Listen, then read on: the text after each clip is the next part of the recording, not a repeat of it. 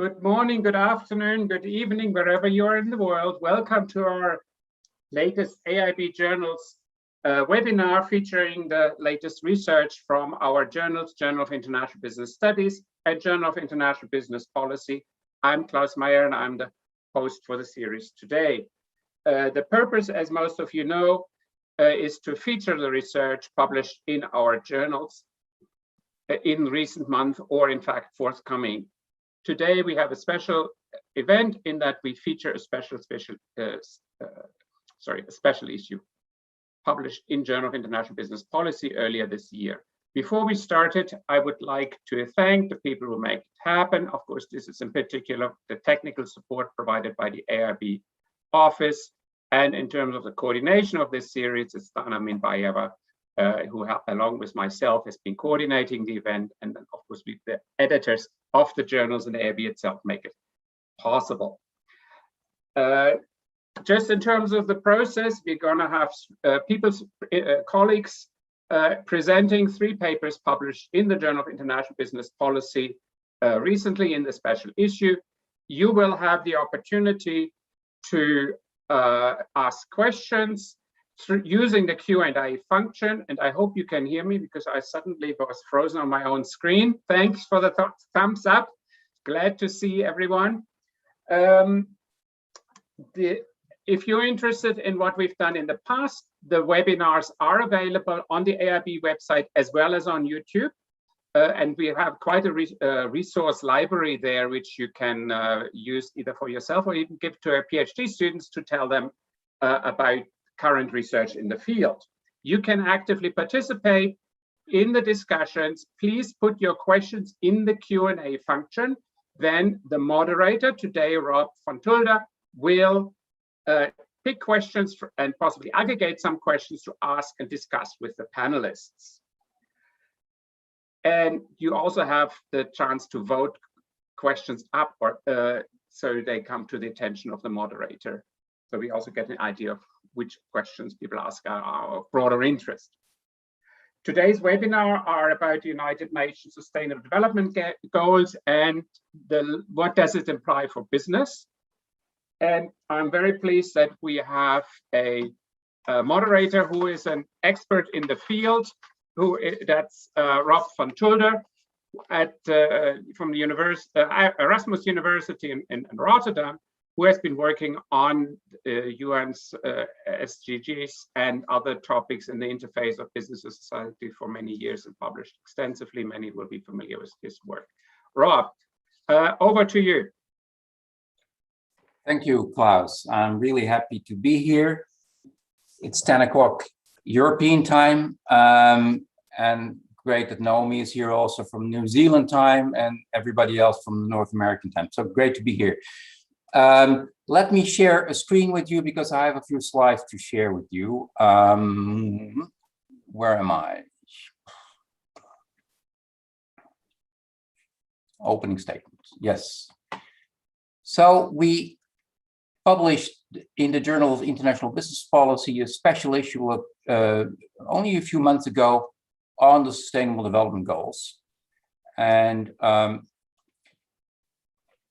I just summarized it with the title MNEs and the SDGs.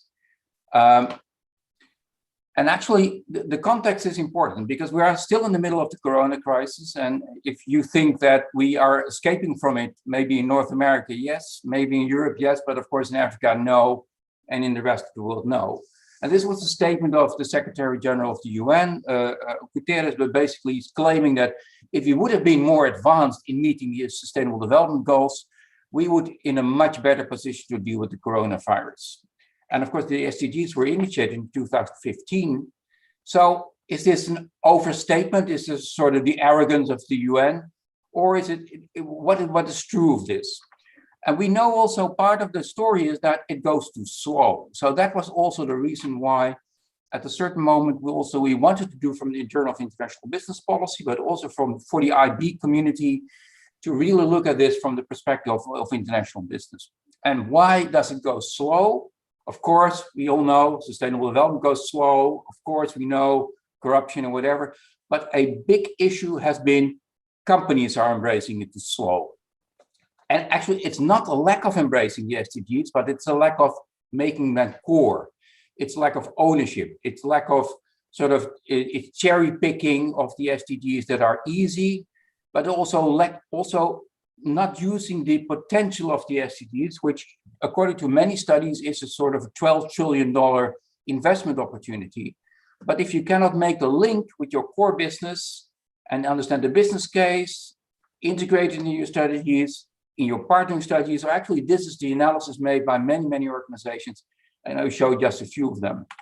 So that was the reason why we initiated this special issue.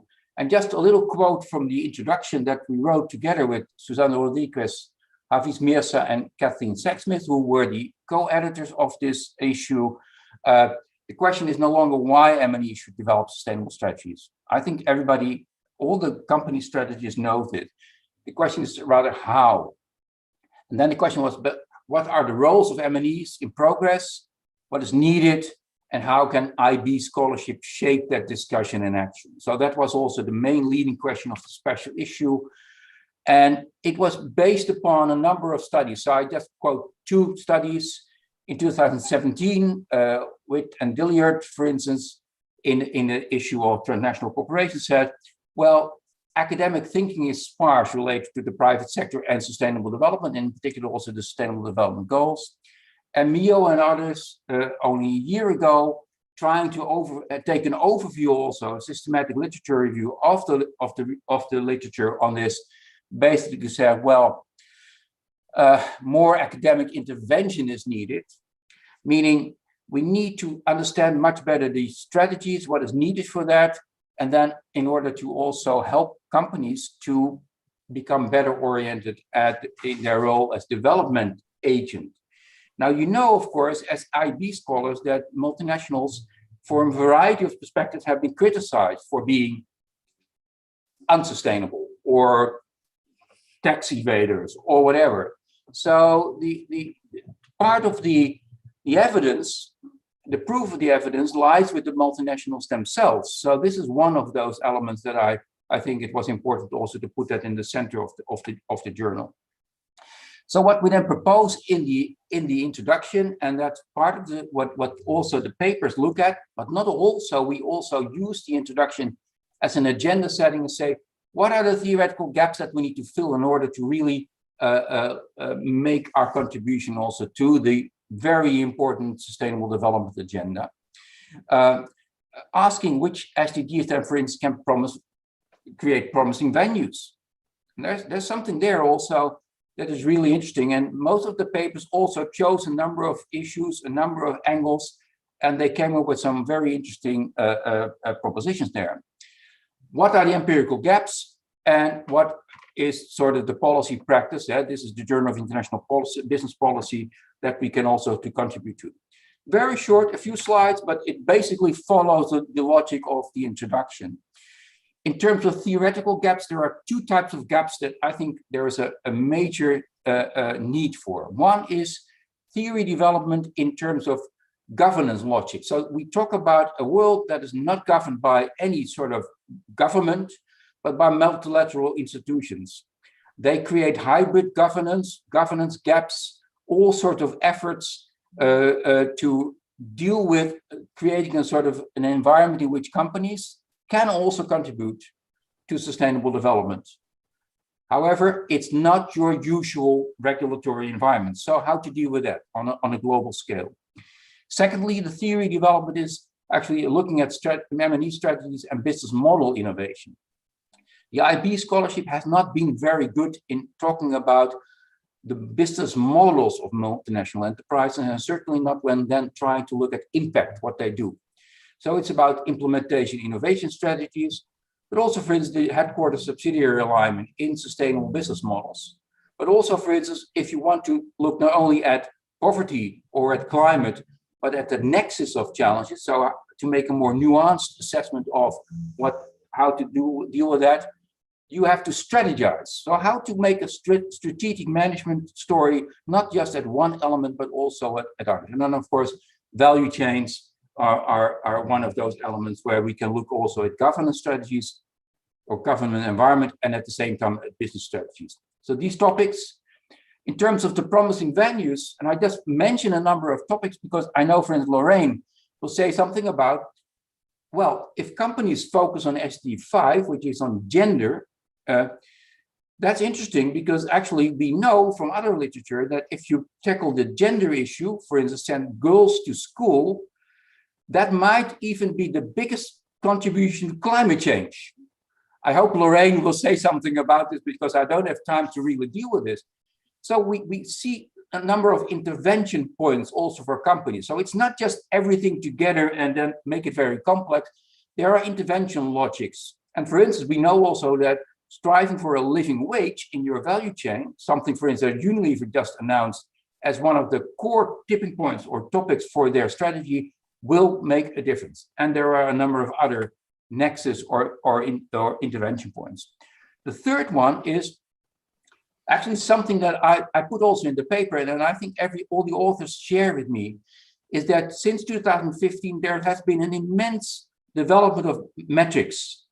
The custodian agencies, that from UNCTAD to the ILO to the World Bank, have tried to pool resources there. Now that is completely, it's a flawed exercise in the sense that there are still major gaps, but it's a great exercise in the effort to try to do that. But of course, and for Lorraine can also say something about that there are some gaps in the metrics. I don't consider that a problem. I consider that an opportunity also for IB scholarship. That, of course, then needs to be linked to micrometrics at the company level. That also requires, in order to develop the metrics, and some of the papers also show that, innovative methods, not just statistic analysis, but also different types of methods. And some of the papers in the special issue also refer to that. Maybe Naomi can say something also about innovative methods that she applied also in her paper. And then, of course, this is one of the basic statements also of the Journal of International Business Policy. It's not just theory development, you need to practice, you need to confront that with practice. So I'm in that sense, I'm also a little bit unhappy that Lisa Sachs last minute couldn't participate in this meeting because she is one of those people that represent practice. But Adisu from Brookings Institute is also telling us about, from more the practical point of view, what is needed. In the special issue, we said, and then we invited the World Economic Forum, we invited UNCTAD, we invited a number of practitioners also from the policy perspective, say, what do they think are important elements that we could add? One is overcoming the finance gap. Another one is overcoming greenwashing and SDG washing. And I hope that Adisu will say something about that. But also identify the societal arenas in which corporate action in support of the sustainable development needs to materialize. And for instance, I go all the way back to Ray Vernon by talking about bargaining, actually, the foundation of IB. And I see Lorraine smiling also because this is a conversation we have all the time.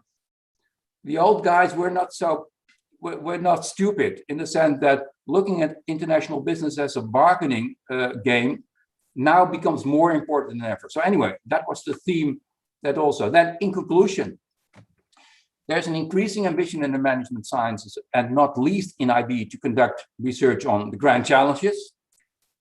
For that matter, the SDGs are the perfect agenda to address the grandest challenges of them all, that is inclusive development, sustainable development, to accumulate insights, and then to indeed try to work on what the UN now calls the decade of action. And this is not a theoretical emphasis. Personally, I feel very strong about this also, because I think if we want to make our research impactful, this is the agenda, at least part of the agenda that we need to contribute to. And it's in that sense also relatively easy because we will see the impact of our efforts. That means if by the year 2030, the SDGs in one way or another has been reached, then we can congratulate us by being successful, or in any case, not be agent of stagnation. So that was the challenge I put also on the plate of our esteemed panelists. And just to give you my take on this, actually, I think, yes, the MNEs can lead the decade of action if they are able also to understand what is called hybrid governance, sort of raise the collective intelligence by looking at some of these initiatives, for instance, by UNCTAD, share frontrunner experiences, develop more nexus approaches where we are better able to understand what the strategic management of multinational enterprises in societal context really entails, and then look at the number of these issues like gender, like living wage, or some others as what I would call the litmus test also for progress. So this was the framework of the special issue, and you can see there are lots of interesting research papers, and we were very lucky also to pick out 4 of them next to the editorial. Lisa could not be here, but Lorraine with a research paper, and Fernanda Flagstaff also on a research paper that is really interesting and was award-winning, as I understand it by now already. Can you imagine how sort of impactful also your effort in trying to deal with the SDGs can become? Naomi will say something about also in a research paper on small and medium-sized enterprises, also very much also underestimated in their terms of contribution. And then finally, last but not least, Adis Lashtu from Brookings Institution will strike a critical note about actually that it might all be greenwashing or something like that. But I hope he has a different opinion on this. So Klaus, back to you as the moderator. Maybe you can take the next step in inviting probably Lorraine then. Laura, okay, if you want me to do I can introduce speakers if you prefer. The first speakers, actually we have 2 speakers, but I still have given them only 10 minutes for your contribution.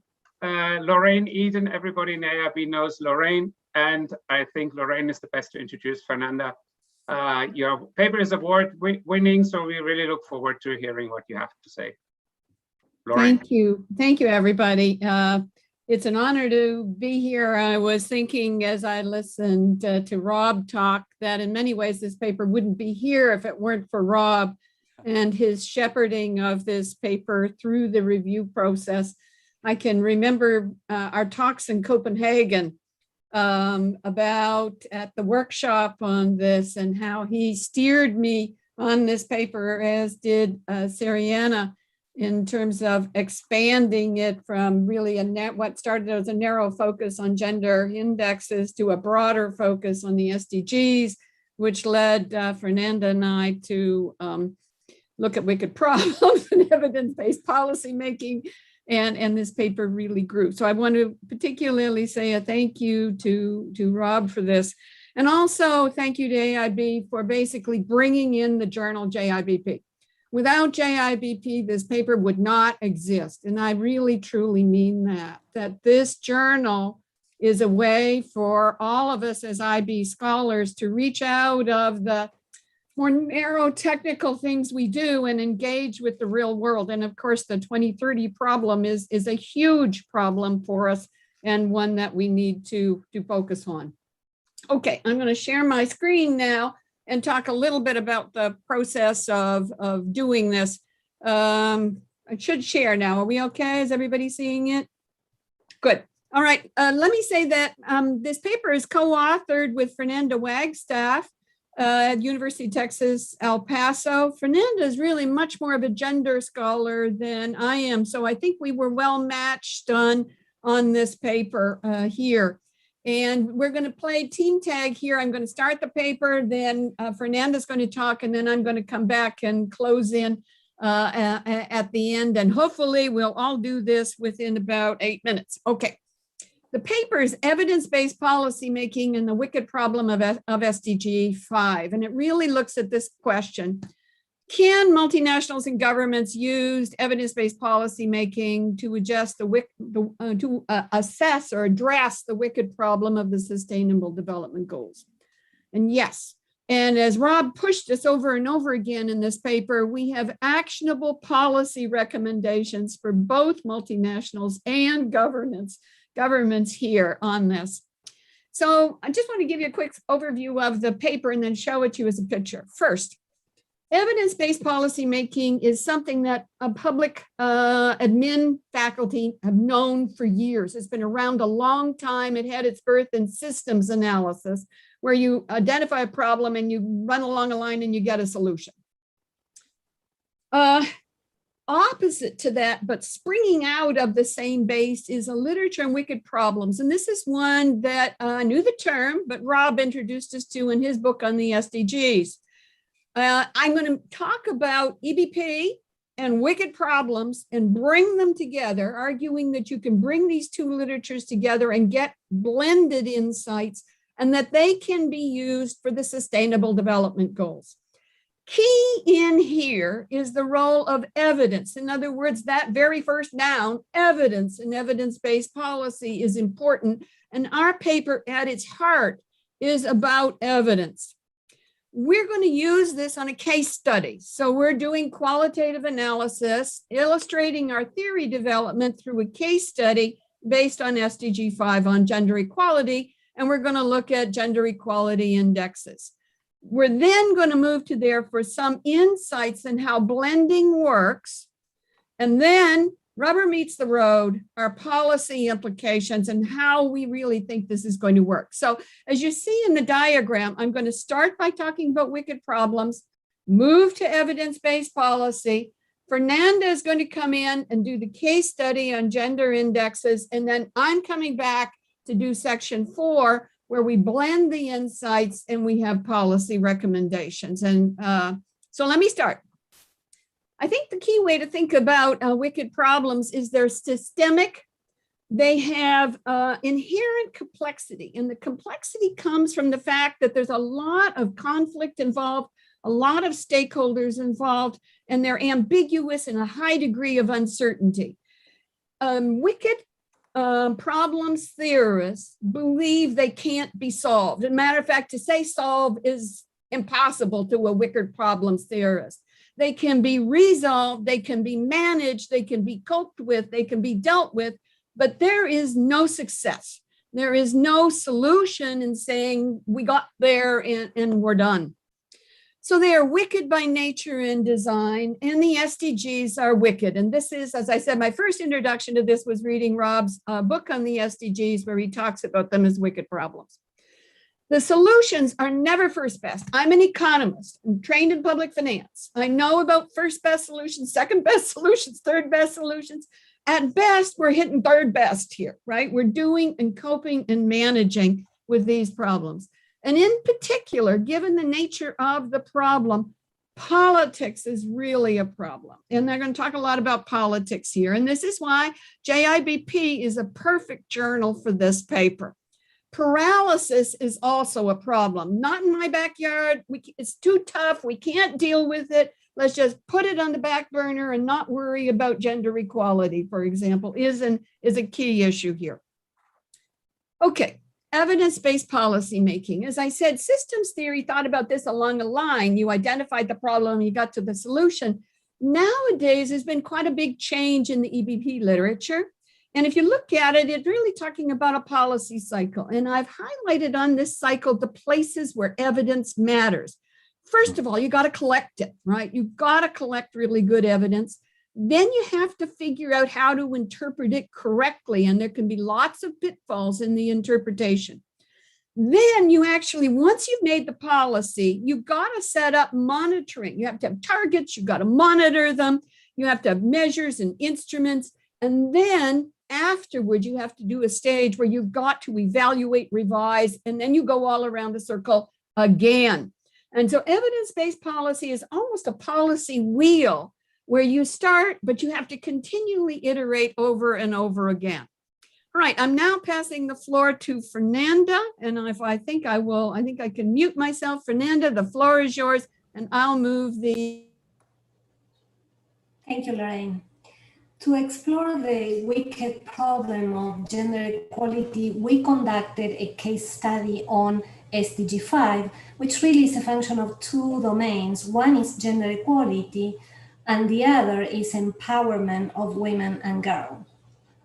And the first thing we did was to drew from 5 very well-known gender equality indexes. Lorraine, if you can move to the next slide. Very well-known gender equality indexes, the Gender Inequality Index, the Global Gender Gap Index, the Social Institutions and Gender Index, the Equal Measures 2030, and the SDG Index. And what we did was to map each of these indexes as a function of the SDG targets and indicators. And it can be easily seen that the SDG index, the equal measures, and the social institutions gender index outperform the gender inequality and the global gender gap index. And we argue that the narrow foci of the gender inequality and the global gender gap index reflects a focus on gender equality rather than on empowerment. For a second exploration in assessing the differences between the gender inequality and the global gender gap, we examined two countries, Mozambique and Nicaragua. And the reason is that both countries rank relatively low on the gender inequality index and relatively high on the global gender gap index. And the result of this analysis indicates, as you can see, that Nicaragua outperforms Mozambique across the 5 different gender inequality indexes, even across the individual indicators, as we can see in the next slide, at least in most of the indicators. So in conclusion, what we argue is that the social indicators gender index, the 2030 and the SDG index are better proxies for the SDG 5 because they tap into empowerment. However, there are serious issues in terms of data. So which is the best index? We recommend 3 insights. One insight is to match the index to the gender equality goals and targets. The second is to really dive into each index, given that they are significantly different from one another. And the third, we recommend the use of the gender inequality and the global gender gap index because they better inform policymakers and multinational enterprise executives on how to move forward towards the SDG. However, for a more holistic measure, we recommend the use of the SDG index and the newly created measure of Hudson et al. 2020, Women's Disempowerment Measure. Back to you, Lorraine. Thank you very much, Fernanda.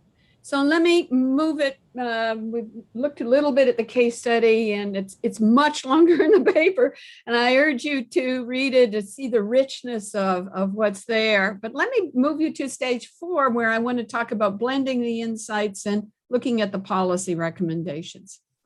We have 5 insights in the paper. Good evidence is necessary, but it's never going to be enough. It gets you to stage 5 here, but that's all it is. And there's lots of evidence that it's going to be misunderstood or misused.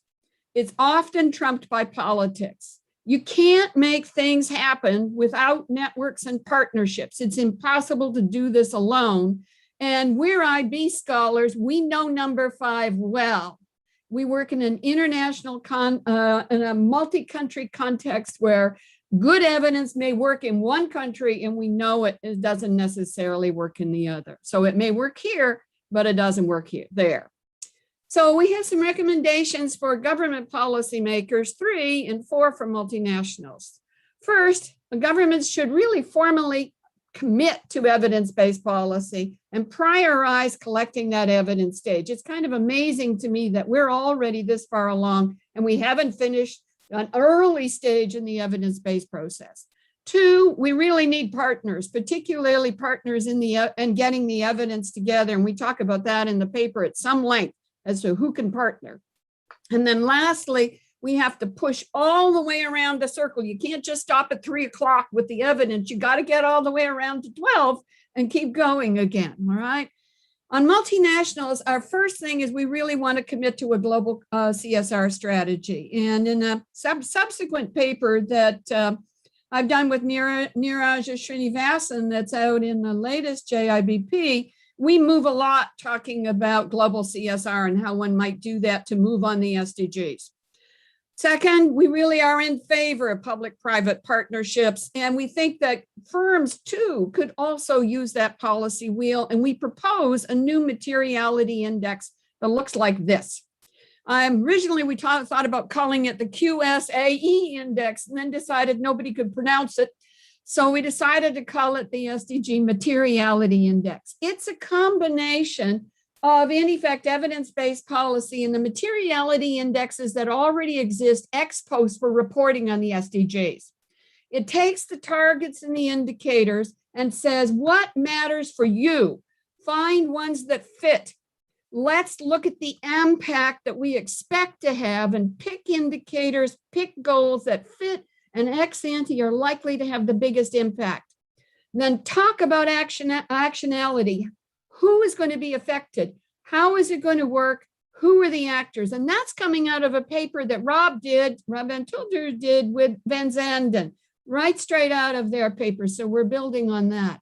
And lastly, also in the work that Van Tulder and Zanden did was the issue of norms, where they argue most multinationals are going to do no harm. And we argue they really need to step up to the plate and go beyond that, move from a do no harm, which is a neutral kind of stuff, to actually doing good, going above and beyond. We don't need symbolic compliance. We need substantive compliance. And that does then need ex post monitoring. So let me wrap up in my last minute here. The SDGs are wicked problems. We think you can bring together the evidence-based policymaking literature and the wicked problems literature and think of ways that together governments and multinationals could partner to tackle the SDGs. We think that it's important to figure out how to handle the wickedness and to recognize that success is not an option.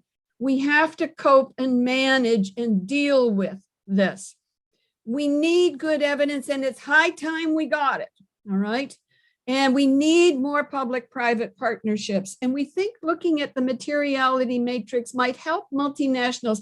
Every time I talk to an MNE executive, they tell me there are 17 SDGs and they don't know what to do about the 17 SDGs. We think this matrix can help them winnow down, pick the ones that matter for them, and move on them. We also think it's possible to do those not just for large multinationals, but you could also look at it for small firms. You could look at it for institutions like universities, right? To think how can NGOs move more on the SDGs by thinking about materiality. So thank you very much. And I'm probably a minute over time, and I'll now pass the floor. Thanks. Thanks, Lorraine. Half a minute. Great. Now, I haven't seen any chats directly related to your presentation, Lorraine and Fernanda. I saw congratulations. So again, I think that is comment, not a question. So why don't we move to Noemi and then actually what Lorraine just said, it can be applied also the materiality proposal to the small and medium-sized enterprises. So maybe you have some idea about this already. But let's move to Noemi then with her presentation, and then maybe collect some more questions or topics for discussion later on in the central theme. Is that okay, Noemi? Yes, thank you, Ron. Thank you. Share the screen.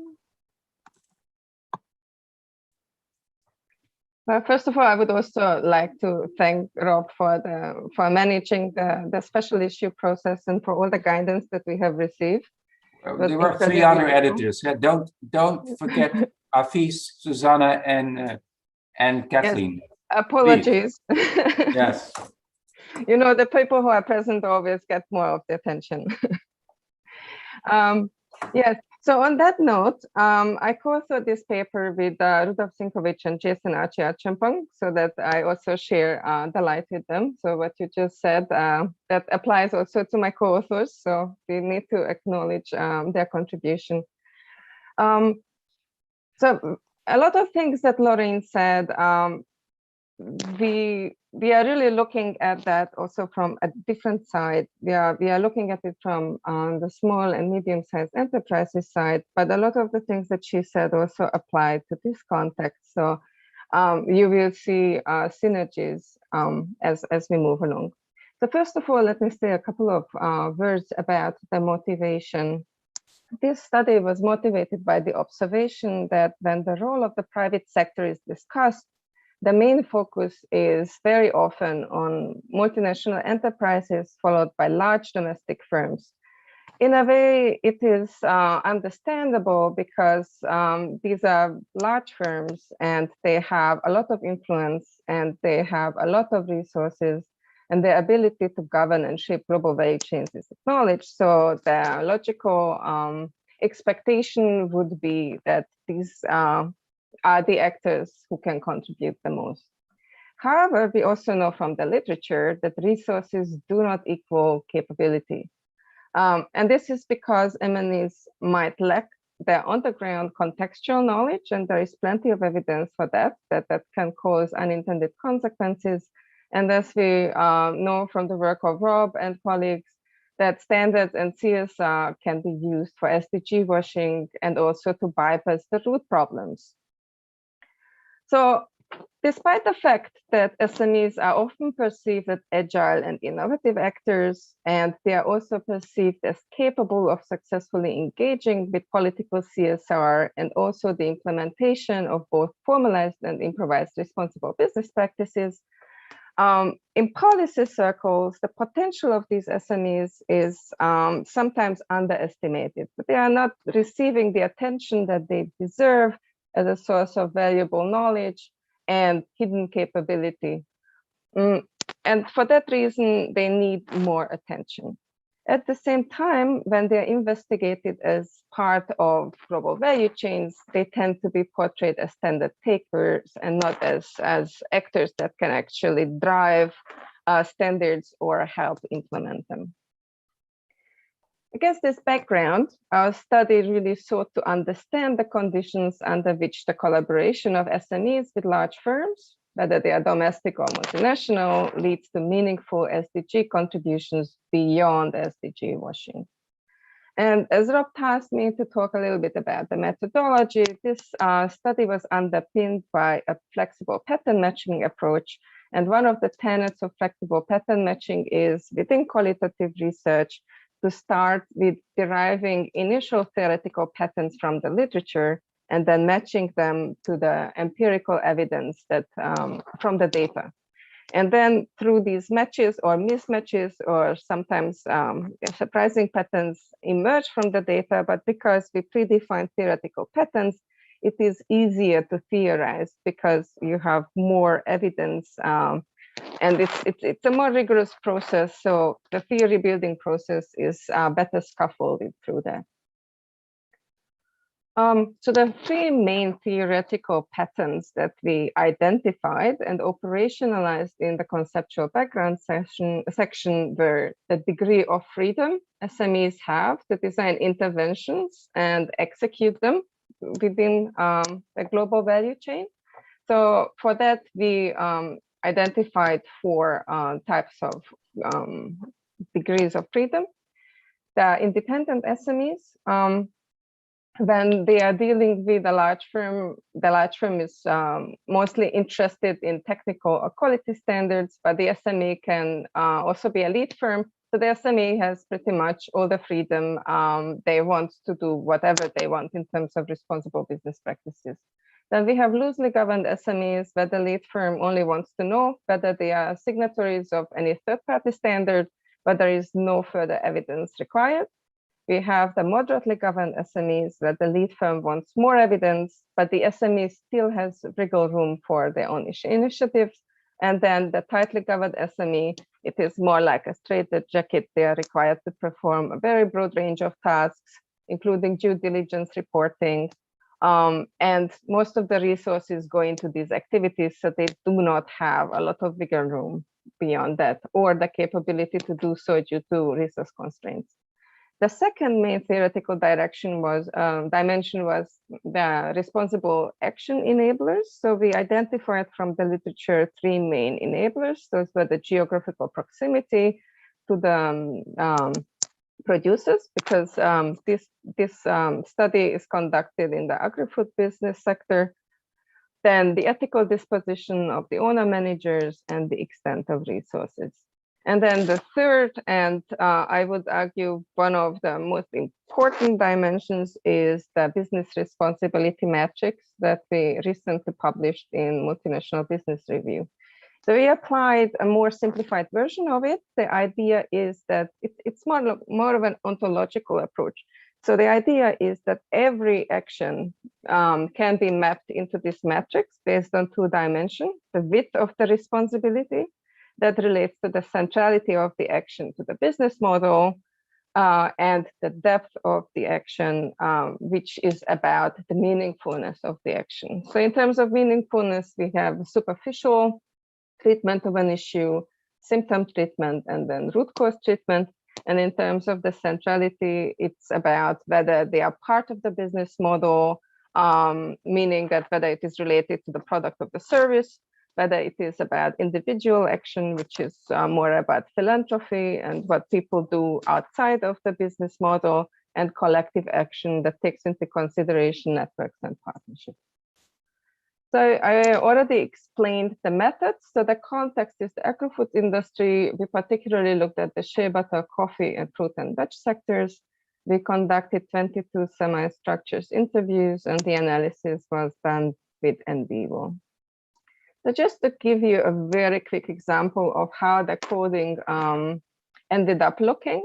So as you can see, we classified the governance type, the enablers, that those were quantified, and then we identified the actions, we mapped them into the business model centrality, we mapped it in terms of the depth of the action, then we identified the outcomes, and we connected them to the SDGs. And after all that, we identified the main patterns. So as you can see here, and this is these are the main findings. I just had to move Rob's video.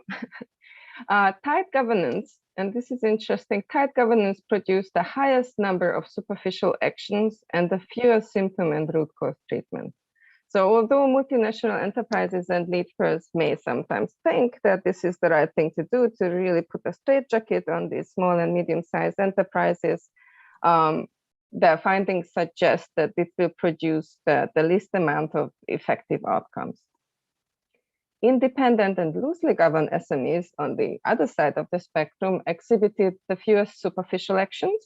So that kind of underpins what I just presented about the tight governance, but from the different end of the spectrum. And this was facilitated by frequent co-location and strong relationship with producers. And we also noticed that prior personal experiences with the producers and in the sector positively moderated the actions. The most important category was the moderate governance. So moderately governed SMEs performed the highest number of actions targeted at wicked problems, for example, electric vehicles to reduce carbon emissions, charity foundations targeted at alleviating poverty, promoting health and well-being of marginalized groups, collective actions to promote best practices. So if we consider that, we also noticed that moderately governed SMEs covered a wider range of SDGs than SMEs in the other categories, and they also had the largest amount of root cause alleviation attempts. Independent SMEs covered the smallest range of SDGs, but the efforts tended to be targeted at root causes, so that's a good thing.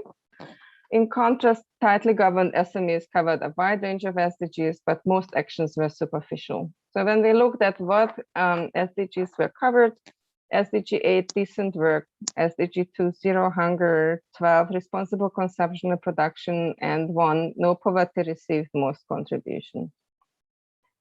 So in conclusion, we can say, or we postulate that SMEs that have strong relationships with the producers tend to have a sound understanding of the real needs of producers, as well as of the contextual factors that diminish the impact of standards and other initiatives.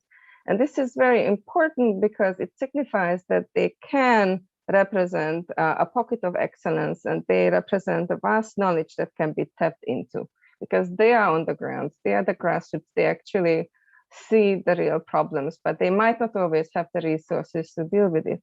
So the concept as a recommendation for policymakers is that they need to create mechanisms that allow the identification of these pockets of excellence, and they need to facilitate knowledge exchange and dialogue between various GVC actors. And a connected point is that standard compliance needs to be complemented with capacity building, but this capacity building needs to go both ways, because MNEs and governments can assist SMEs and producers with technical skills and capability development, but at the same time, SMEs can provide insights into on-the-ground implementation and related challenges. And of course, in order to facilitate all this, there would need to be a better global governance and the international harmonization of standards. And that leads me to the last slide about future research. So I would like to emphasize that this was an exploratory study. So what it achieved, these are patterns for future research. So we would need to, these are basically propositions. So future research would need to explore this further and would need to test these propositions. So for that reason, there would be need for large-scale multi-level studies that can capture the interaction of policy, value chain governance, and bottom-up grassroots initiatives. We would need more longitudinal studies of the business responsibility matrix. It is meant as a diagnostic tool and it can scaffold organizational change, but we would need to explore and amend it further. And lastly, we would need further study of the interrelationship between social and environmental governance and get a fifth value chain governance type. And with that, thank you very much. And back to you, Rob. Thanks, Naomi. Very well on time also. So I don't see other questions coming by, but I also understood from Klaus that probably we'll collect the questions. And at the end, we have half an hour to discuss anything. There must be questions, and I have tons of them. But say we move from the SDG materiality index now to the business responsibility metrics or index and the metrics. So we already covered a number of interesting topics also and a number of interesting methods. Hope people have questions on that as well. But now I'd like to give the floor also to this Lush, who is at the Brookings Institute, has also been working with me also in the past on doing research, also action research in Africa on inclusive business strategies. So but he was also trained as a normal economist. So in that sense, he made a long way also to become from a theory-driven empiricist to a more policy and business-oriented practitioner. So I'm really looking forward to your statement, Adisu, on this topic. And you also produced a more commentary type of paper. Let's see whether you can steer up the discussion a bit then. You get the floor. Thank you, Rob, and Klaus as well for inviting me. Let me start by sharing my slide. Can you see that? Yes. Yes. So yeah, Rob, also thank you for with Susanna and Hafiz for guiding us through the review process. I learned quite a lot. It's a commentary, as you said. I would like to call it a conceptual paper, actually. Did quite a lot of reading in the literature and also try to recap the kind of recent institutional changes that are taking place in terms of formalizing SDGs and corporate engagement towards them. So I have 9 minutes. Let me try to go through my slides in time. So we know that there's quite significant progress in terms of corporate engagement with the Sustainable Development Goals. Some official figures put it at 70%, the number of companies that are trying to integrate Sustainable Development Goals. Although when you look deeper, the operationalization could be much more limited. Recently in data, for example, reported that 1,500 large corporations have committed to net zero emissions by 2050. So that's quite a big number, also quite rapid growth in terms of adoption rate. Twice as many companies have also taken up what is called the principles of responsible investing, which are UN-sponsored principles that guide SDG kind of engagement.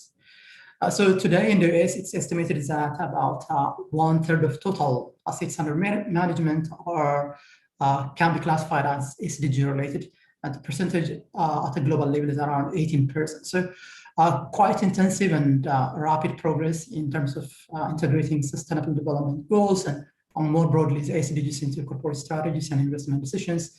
The question, of course, is how genuine that is. Which is why I wanted to look at the institutional change in terms of helping companies formalize integrating SDGs into their strategies. It begins with regulation. The EU is leading in that frontier, and many frontiers, in fact.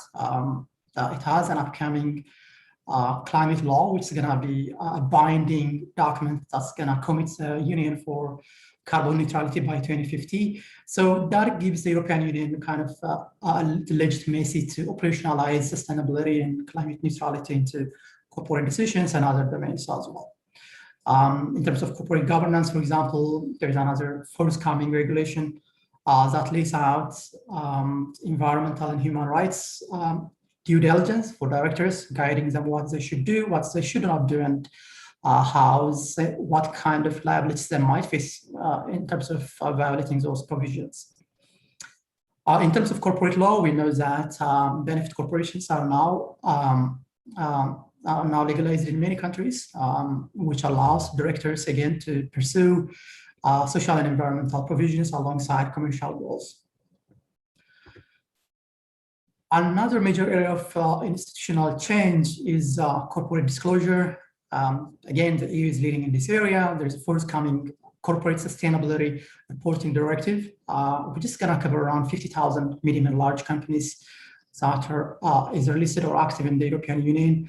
It is based on the 2014 financial disclosure directive again, but much more extensive in scope, covering medium-sized enterprises, but also including a European Union-wide new guideline or framework for reporting sustainability performance as well. So the main difference here is that in the past, companies could choose what kind of framework to use. Some use GRI, others use SAS, but now the European Union commits to develop its own framework, and also is demanding some kind of assurance, third-party assurance as well. So in sum, we see quite a lot of progress in terms of changes in the area of formalizing corporate engagement with SDGs and SDGs in general.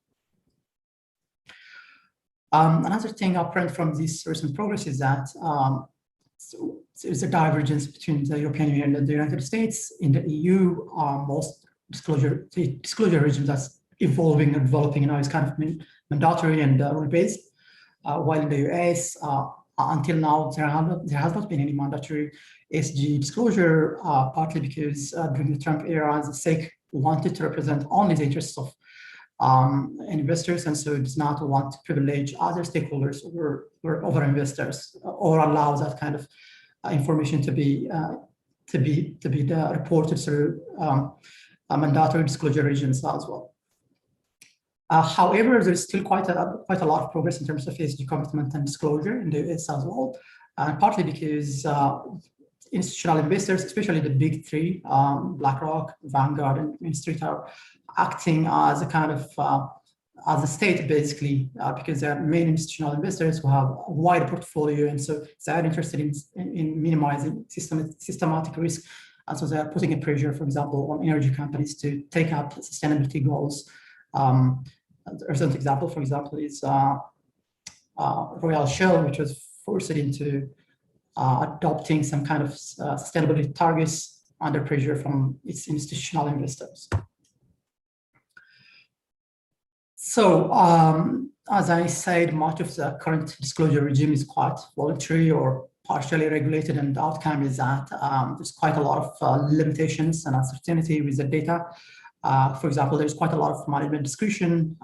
Some people would like to call that, if you talk to managers, they would call that they're reporting material information without divulging information that they don't find useful or relevant. But some other people call it, cherry picking or greenwashing or selective and biased information as well. Related to materiality, another problem is that there's a lack of standardization because what is material for one company might not be for another company. So, for example, the previous disclosure regime in the European Union allowed that kind of selectivity, which kind of reduced the compatibility in ESG data.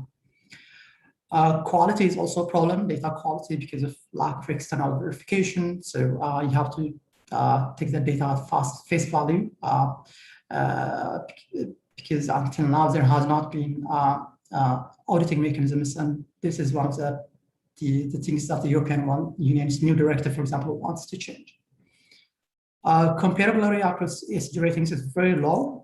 Recent studies find that the correlation between major ESG rating indices is about 0.4, 0.5, which compares very unfavorably to correlations between credit ratings, for example, which range between 0.9 and 0.95 or even higher.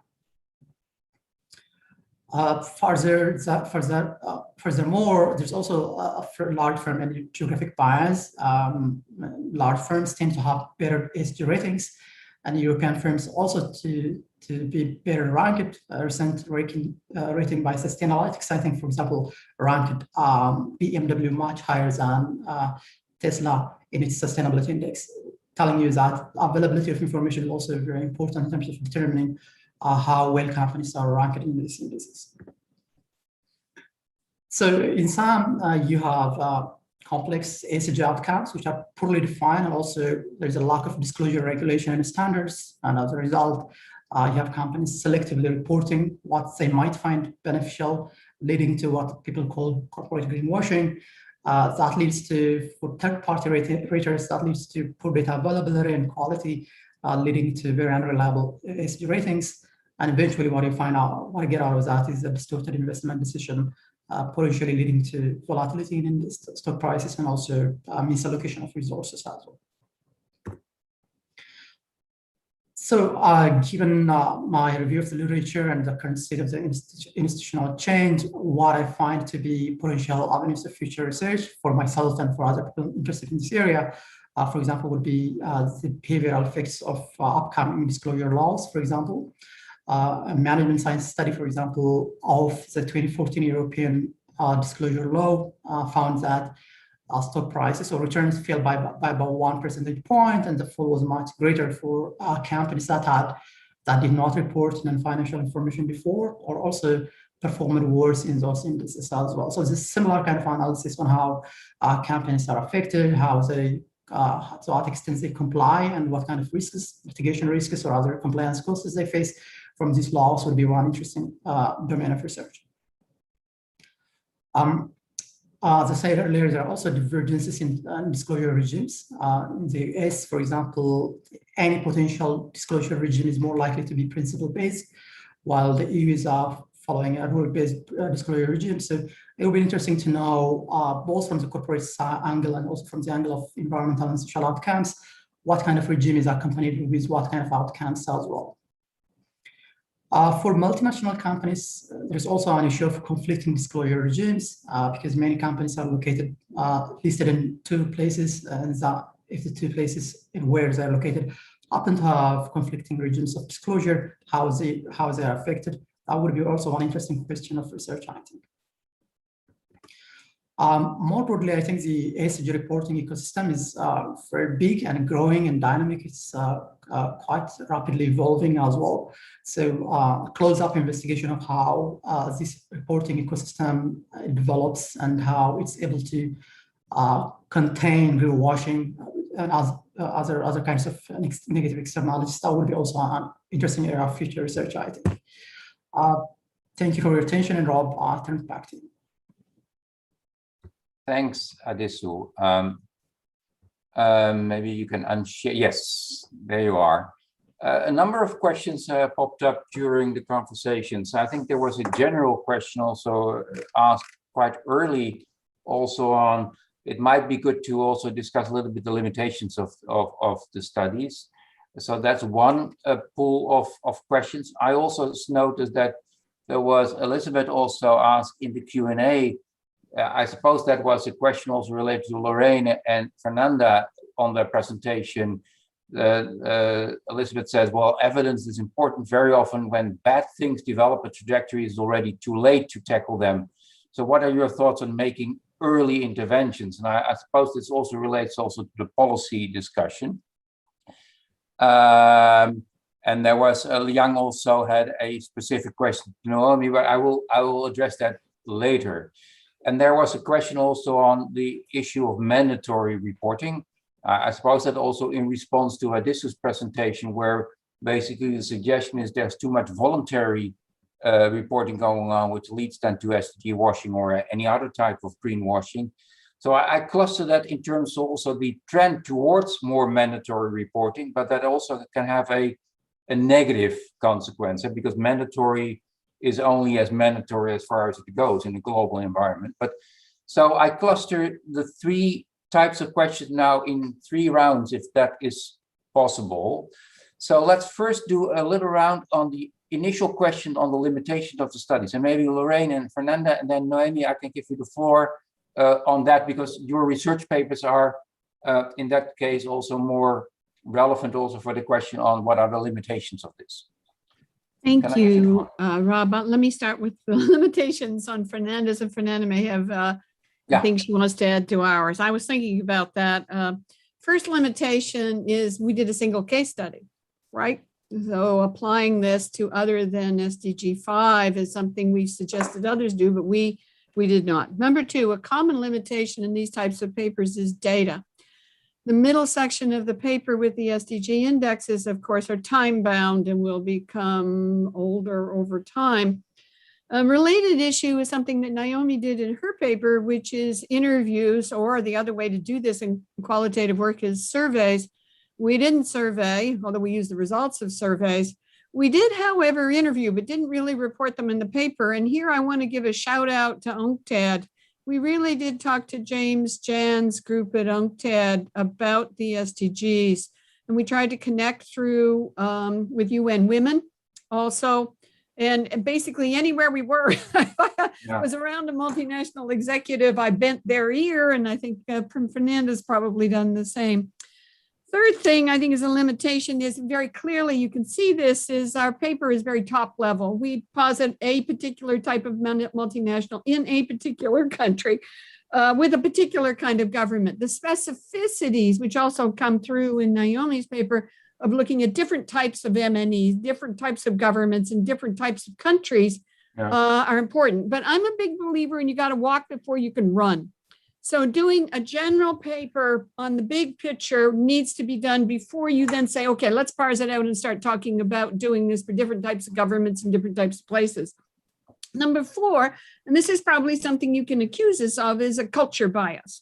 I admit I grew up in a household where my mother was on the first Status of Women Commission in the whole of Canada in the province of New Brunswick, an early Status of Women condition. So I have a general presumption that SDG 5 is a good thing. It's not clear that other people necessarily do. So the culture bias, I come out of North America, is very different than if one were to stand in the shoes of doing this in Nairobi or doing this in Sao Paulo, for example. Number 5, another possible limitation is theory in IB, and I talk a lot about writing theory in IB. Mixing theories can be iffy, and we mix a lot of theories here. We mix wicked problems theory and evidence-based policy making, and those 2 theories basically don't even talk to one another.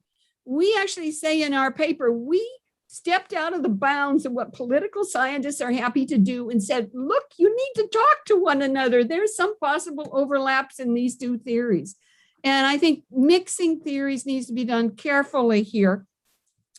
And then I guess one thing you could say too, we talked about the materiality matrix, but rubber meets the road. We did talk it through in terms of SDG 5, but clearly follow-up work on actually implementing this needs to be done. So those are sort of, 5, 6 limitations I see to the paper. Fernanda, have you got any more you want to add?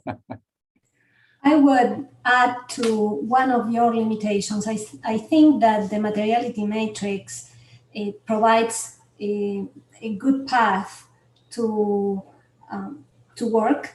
However, there is room there to develop implementation, basically. Maybe a little response to this before I give the floor to Naomi. Lorraine, I really respect your limitation lists, but I have a problem with that. For instance, your first limitation is that it's a case study. I'm Dutch. I hope you don't mind. I say, so what? Because that's not a limitation. Actually, it could be the strength as well. So in a way, I push a little bit back on you. I hope you don't mind, because actually most of the limitations you mention in a different way could also be called the strength of the paper, because the case study is making a choice. Like also the cultural bias. Well, I tend to disagree with you on the cultural bias, not because it might be a nice general statement. There might be a cultural bias. Of course, we have to be very humble. On the other hand, I think there's lots of evidence, and I think you shouldn't be humble there. And Fernanda probably, hopefully, will support that. There's clear evidence that the gender issue is a tipping point, is a sort of intervention point for many, many other things. I call that the nexus statement. So absolutely, please don't be too humble there, because this is a sort of standard way of looking at limitation. I hope you don't mind that I put it this way. No. I actually the case study think is you're the strength right, of the paper. Rob. Don't you mind? Yeah, please respond to this. Because I just the background of this statement is also that I know my students, for instance, always say they have a long list of limitations. I did a case study, or I did only 10 interviews and I could have done 100. I did one country, but I should have done 100 countries. That is not a limitation, that's a choice in a way. Don't you think? That's true. You're right. Okay. These were the choices that we made that some Thank you. people may see as limitations, but we made them for good reason.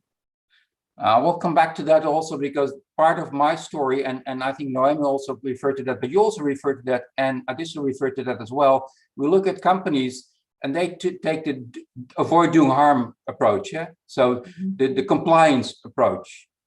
And maybe we have some time today, but otherwise we will continue the conversation forever. I think we tend also as scientists to be more avoid doing harm, risk management. And then the limitations are clear, and I could add 10 other limitations to this, but actually it's a little bit more assertive and a bit more sort of confident that the choices that we make are actually there to contribute to doing good. Would you agree? Yes. Please do. Okay, let's go to Naomi. Thank you.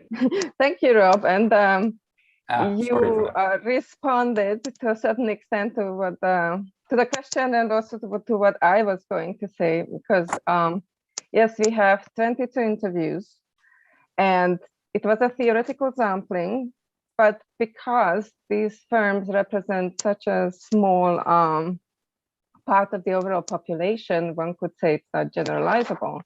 However, because it was a theoretical sampling and the purpose of the whole thing was not to be generalizable, but to generate further theoretical patterns for later large-scale testing, the two things balance each other out. Of course, future research would also need to be, because some of our firms were connected. So there were some cases within our 22 interviews where we managed to interview both the lead firm and the SME, but in some cases that wasn't possible. So I would argue that's one of the limitations. So in the future, it would be really good if one could map entire value chains and connections and value chain networks. Yes, and Noemi, did you see the question on Liang? He put a question there directly referred to you. My question goes to you, Noemi. The research methodology and matching sounds very interesting. I recall that Rudolf Sinkovich also had a piece with Avoldi in the MIR on progressive focusing. Is there a link between these two methodologies? Maybe that might be part of your discussion also on the limitations. Yes, well, I mean, the paper that Rudolf wrote with Eva, that is more about how you apply in vivo. It is about progressive focusing. It focuses on the iterative process of it. However, flexible pattern matching is to bring together a deductive and an inductive side. So basically, because very often in our area, people tend to do inductive type of research for several reasons. Very often it is because it's easier to do, and I apologize for this statement. But it's also because it is more difficult to scour through the literature to identify and derive all the possible patterns. So pattern matching is more difficult because pattern matching traditionally used to be full pattern matching, which meant that you had alternative theories and you operationalized them. And then you basically looked at which of the theories can most plausibly explain what you're observing in the data. However, flexible pattern matching creates a link between this really rigid full pattern matching, where you have alternative theories to explain the same phenomenon, and the very flexible inductive type of research, like grounded theory, because it allows both. It rigorously derives and operationalizes theoretical patterns, and then but also allows things to emerge from the data. So from that perspective, it's a bit different than the progressive focusing, but it also applies progressive focusing because obviously once you have a predefined template of theoretical patterns, then when you look at the empirical data, it allows you to sometimes also modify it. So the progressive focusing is there within the flexibility. I hope that explains it. Okay, let's move on, because and otherwise I suppose also Liang will also maybe continue the conversation with you. We have the email numbers of everyone here. Yeah, apologies, I did not mean to give a lecture. Yeah, but no. So the second round maybe was a question also, a remark posed by Nishant, basically talking about that more and more countries are requiring firms to disclose information. So on the one hand, that sounds okay, but this is a question I would like to address first to Adisu, because he also refers to this as the limitations also of on reporting, also mandatory reporting. You don't really refer to that in detail, but what would be your response to this? Is this a good approach? Will it help to prevent SDG washing from appearing, or we will face new problems? Good question. I mean, of course, it has two sides. The story has two sides, right? If you talk to activists, they will complain that the disclosure requirements are too lenient and permissive of very slack performance. If you look at the companies, they would complain that's a huge cost. I guess it's both. So it's an issue of balancing. In terms of cost, I already cited a paper by Yuan, Riddle, and Seraphim that was published in Management Science in 2019, which found that compliance had a cost. It costs companies. So the question is, how do you compare that with the benefits? Some other costs include, for example, companies would, turn sustainability practice into a box ticking exercise instead of advancing the best outcomes they can do. So they could instead focus on, minimizing risk and focus on basically the social side of short-termism as well. And also another problem is that if you report material information, the question is that you provide the management's view of the company, what you think is an opportunity, what you think is a limitation. If you move beside materiality and compel companies to report based on the interests of other stakeholders, then they will just give you the information, but you will not know how management thinks about that. So there will be a decoupling between what you find in the reports and what management thinks about it. So again, I think probably we'll find out how companies react, what costs they have, and then hopefully refine the regulatory regions in the European Union, for example. Yeah. Well, Nishant also mentioned that in India, Indonesia, Mauritius, doing CSR is mandatory. Of course, there is reporting, there is mandatory. I know India, of course, wants at least 5% of your profit should be spent on CSR. But I hope you understand then the question is, what does that mean, CSR? What is the definition? And that is, of course, something that is multi-interpretable. And in the research about reporting, we see a lot of box ticking going on. So, but maybe refer the question out to Lorraine and Fernanda, then say if reporting about SDG would be mandatory, and even worse, that companies should apply the SDG materiality index as invented by Eden and Wagstaff. Would that help? or what other, maybe there are some risks also if you make it mandatory, because you take away some of the, I don't know, the innovation out of this, or Lorraine? I think it can cut both ways. Of course, we start mandating that firms do things. There's a real incentive to just symbolically comply and fill in the data. Yes. The one I know the most about is C/CR reports, which is a country by country reports where the firms are now supplying information on sales and assets. Those are cleaned up and not typically reduced, typically not published at the individual level. But there are a lot of problems with them. Having said that, I think that forcing firms to think about it and put it on the agenda and prepare some reports means that they have staff there who do this, right? And as long as they're not siloed out, but they're part of the firm, it at least provides a base where somebody in the firm is thinking about this. Let me tell you what it reminds me of, and everybody on this group will understand that. If we didn't have IB classes and we simply insisted that IB was taught in every course, would you be happy? I don't think so, because moving IB into every class means nobody cares about IB. You need people to care about CSR, which means you need a CSR group, which means you need some kind of reporting, because at least some group on the ground is there. And, you know, we need the NGOs to push, of course. So, yeah, I think actually some reporting, because that then necessitates firms doing things, has the, you know, I say I'm going to do CSR in every department. It's just going to be like teaching IB in every class. It doesn't happen. Okay. Fernanda, you want to add something to this? Would it help you, reporting mandatory? Briefly, there is a huge push for diversity and inclusion offices across, at least across the United States.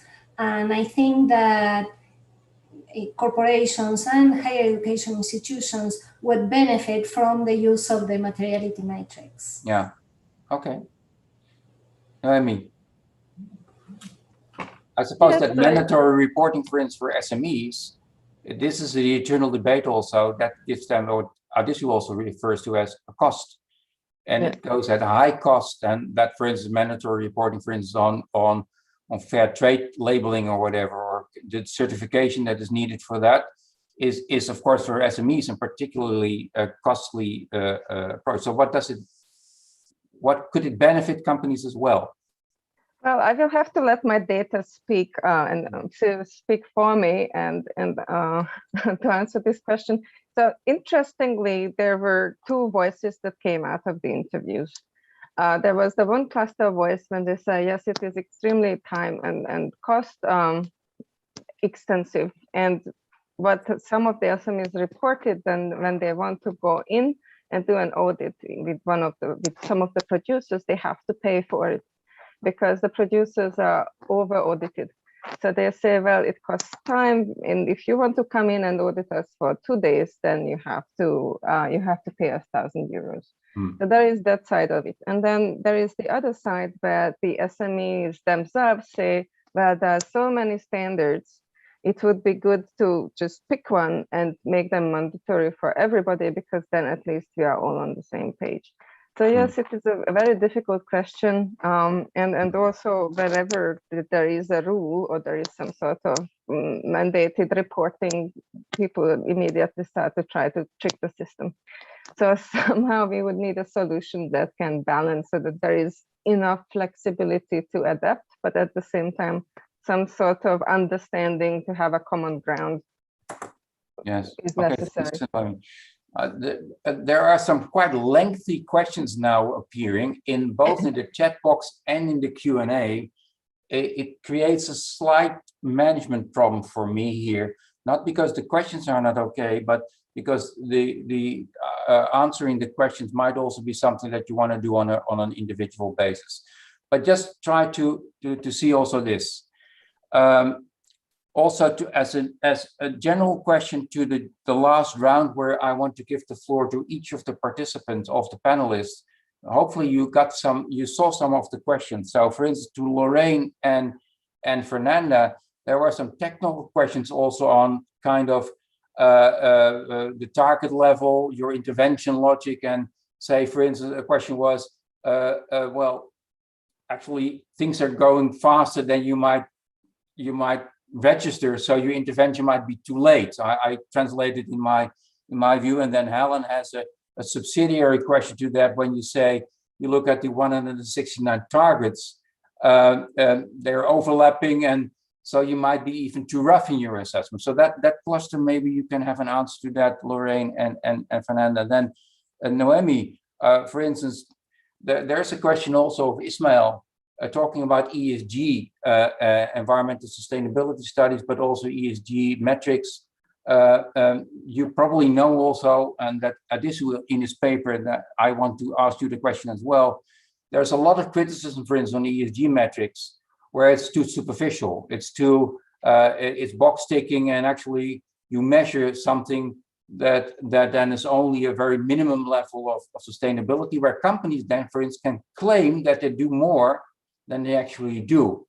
I know this because it's a problem for impact investors. They complain that the metrics that they can apply in order to measure whether a company is really serious about sustainability is actually too superficial. So I can tell you that we do a lot of research also in helping impact investors to come up with better metrics, but that go beyond the ESG reporting and other emission standards. So trying to cluster a little bit, but now giving the floor to all of you, first Lorraine and Fernanda, then Noemi, and then Addisu, and feel free to, of course, to comment on anything you like in a few minutes. Hey, Rob, I'd actually like to answer the question Elizabeth Wang posted. Says, while evidence is important, very often when bad things develop a trajectory, it's too late. What do you think about early intervention? Thanks. And then I'll ask Fernanda to deal with Helen Cheng's question about the specifics of the data. Perfect. Is it, if it's too late when bad things happen, what do you do? Well, I actually have some thoughts. First thing you do is don't freeze and don't do nothing. In other words, and say, not in my backyard, I can't do anything. Second thing, I really do believe in small steps, and the wicked problems theorists do too. Small steps are muddling through maybe the best way in dealing with wicked problems. Now, what I mean by small steps and muddling through, I mean, you probably already know this. They've learned that take a small step, stop and check. Take a small step, stop and check. Take a small step, stop and check. Gets you somewhere faster than making a big move and then discovering you went the wrong way and having to go in a different direction. So I'm a big believer in step check as the way to sort of get closer to a solution. The other things I think are important are bottom up. And we talk about bottom up in the paper. Don't force it from top down and go bottom up, engage the stakeholders in this. And what matters from the top is tone from the top. It's important that the CEO sign on to the UN Women Empowerment Principles, for example. That sets a tone at the top. Then you can work with along the value chain with all of those SMEs involved in the value chain and get them together working with you on bottom-up movements here. So step check, small checks, small steps would be my solution to what I think is a very interesting question that Elizabeth Wang asked. And thank you, Elizabeth.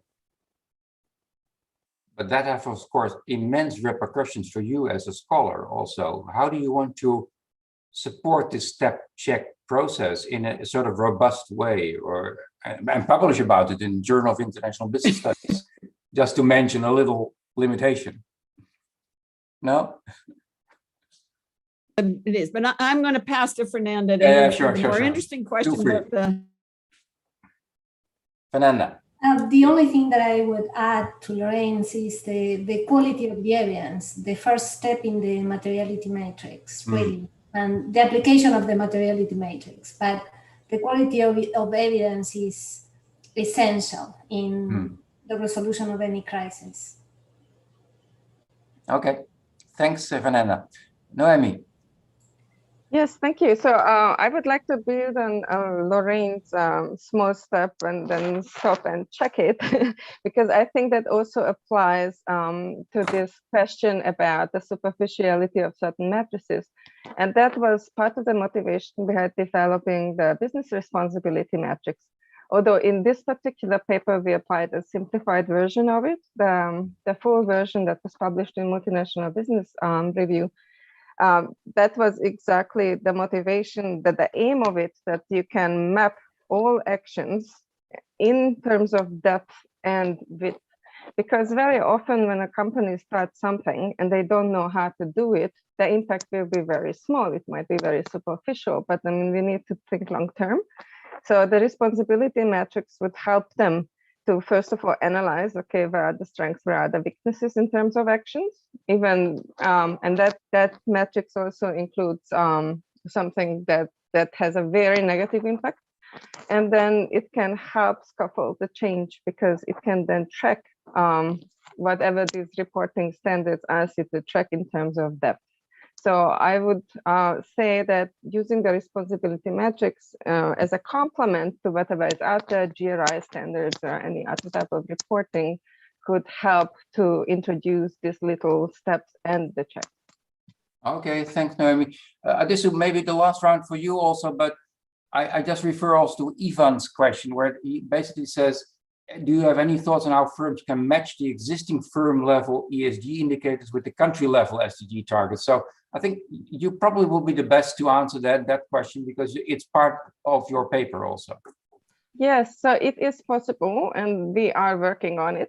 So that is part of a research project that we are doing. Okay. Adisu, maybe you can also continue that. No, I think Naomi's answer is a good one. Okay. But I want to comment on the greenwashing issue. What we are observing now is a rebranding of existing mainstream activities as sustainable or ESG-oriented activities. So what's happening is that increasingly a larger share of investments, a larger share of company activities are going to be rebranded as ESG. So the positive differentiation approach, whereby you can say, hey, I'm sustainable, is not going to work. So what's going to happen is that as many companies become present their financial sustainability reports to the public and then can be seen as sustainable, competition is going to be negative as well. Differentiation is going to be negative as well. So it's going to be more on identifying unsustainable company and then forcing them to act sustainably, rather than what is happening now as companies, sustainable companies branding themselves as unique and special. Okay, thanks, Adisu. Before I give the floor to Klaus as the grand master of this webinar that he just finished it up, I just want to say thanks also to the contributors, but also thanks to the other contributors in the special issue, because the other papers are as readable as actually the presentation what you just saw. And also referring to the intention of the Journal of International Business Policy, not to have this special issue as sort of the final word on this, but actually as a continuous conversation. So we have stimulated a lot of papers, like Lorraine explained, to push and pull a little bit, to get people out of their comfort zone a bit in order to contribute to this immensely important theme. But it's our dedication also to support that for the next couple of years. The topic will be there. So hopefully we can use also the Journal of International Business Policy. And I also saw Journal of International Business Studies now have a big paper also in the SDGs. So let's see whether we can have a good conversation together with the other IB scholars, because there's a lot more ground to be covered. And I think most of the presentations today also show that this is only the start of a conversation of studies. And I hope that also younger scholars are able and willing to contribute, because you can see, you can write prize-winning papers on this topic. So it's in everybody's interest. What do you call that? Win-win or something like that? Okay, Klaus, I give the floor to you. Thank you, everyone, for starting that conversation. As Rob was emphasizing, I think it's very important to bring the business scholars, especially international business scholars, and the UN SDG discussion together. And I believe there's huge potential for us as a scholarly community, both in terms of doing research, but also in sharing insights and contributing back to policy debates and management debates. So a big thank to everyone who's involved in the special issue. Thanks for the audience for all your questions. Then we will not have a next webinar very soon, because we are all preparing for AIB 2021. I'm sure all of you have noticed that the presenters have already the conference background. I hope to see many of you again during the conference later this month. The next webinar is probably going to take place in mid to late August, after the conference season, with a new set of research papers recently published and stimulating discussions in our journals. Thank you all for your contribution. And if you want to see us the whole show again, go on